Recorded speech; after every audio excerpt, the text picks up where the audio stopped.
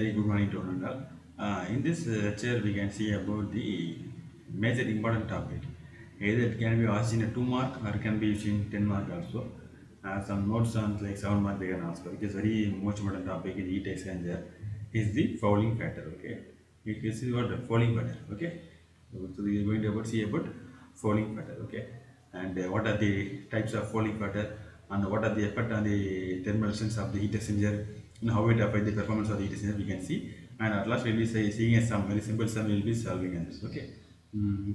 So in this heading about fouling of heat exchanger. Okay, why there is fouling is occurring in heat exchanger means what means fouling is nothing but some depositions. Okay, like you see in this picture you can see these are the tubes, correct? These are some tubes. Okay, understand that these are some tubes in heat exchanger, inner tubes.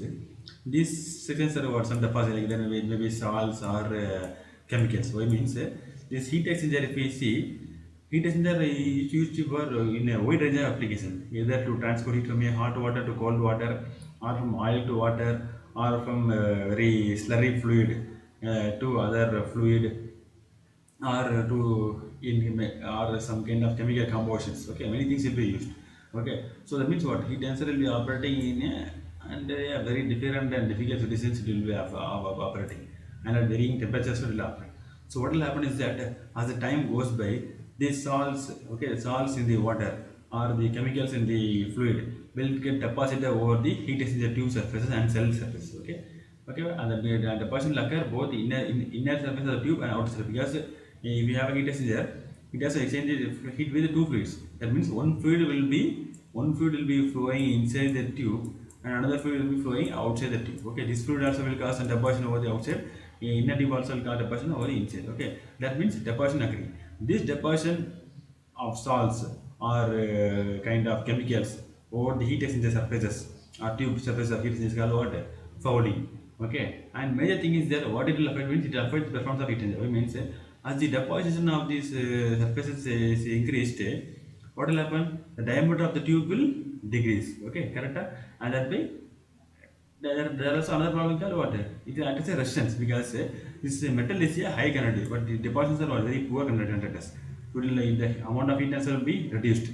That means it is causing some kind of thermal resistance. That means not only I put that it will add thermal resistance. It will add thermal resistance to the heat exchanger. Okay, okay, and the factor which takes into account the resistance offered by the fouling. Okay, so in the overall heat transfer resistance, the overall heat transfer coefficient, we will add something called the fouling factor to take into account the resistance offered by the fouling.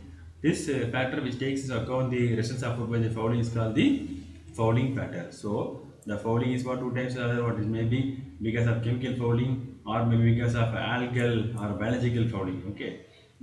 Example, biological fouling is a very good example is that if you have a garden, if you water your garden with some pipes, after a long time you can see that some kind of algae or green color things will deposit inside the surface. You can have seen, correct?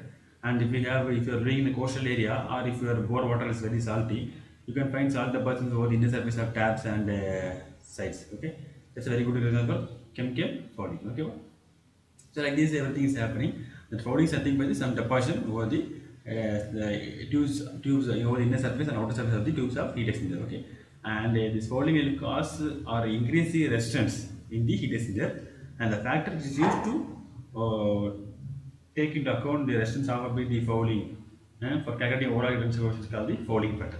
That means fouling is causing a resistance. Okay, then what will be the unit of the fouling? What is the unit of resistance is what? Celsius by watt. Okay, gas Q gas resistance R is equal to what? Del T by Q, correct? So what is the unit of R? R is what? Celsius per watt. Hence, for fouling water, we put something called meter square. Okay, it will given sometime meter square into Celsius into watt. Okay, I'll tell you how. And when fouling can occur, if the temperature of the fluid is very high, okay, then the chance of occurring fouling is more. Or if the velocity is very low, chance will be more. Okay, and one for a very new heat exchanger, the fouling factor is typically again 0, because there will be any deposition only going to in operation, so there will be deposition. Okay, for new it's more important. For the new heat exchanger, the fouling factor is what 0. For fouling factor deposit in the operating temperature and velocity of the fluid also. If the fluid is at high temperature and rest is low means what? The chance of holding will be more. Okay, understand that? Okay. And what is the formula for overall heat transfer coefficient? By taking into account the following factors means what? This, okay, I already told that 1 by UA is what? 1 by A UA is equal to total resistance. That only I put here. 1 by U is equal to total resistance.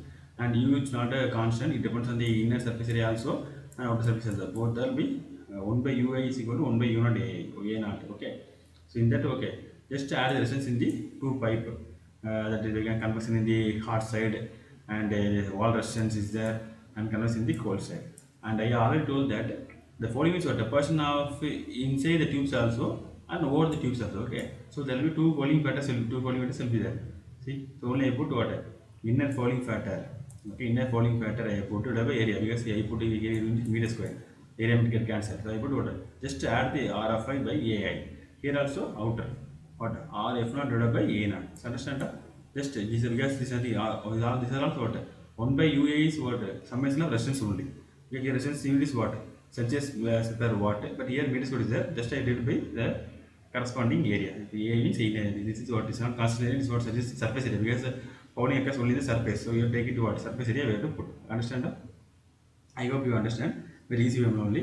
Now we can solve one sum. Very easy sum. Listen carefully. A double pipe heat exchanger is constructed of a stainless tube of inner tube. Okay, I think that I will solve this in next video.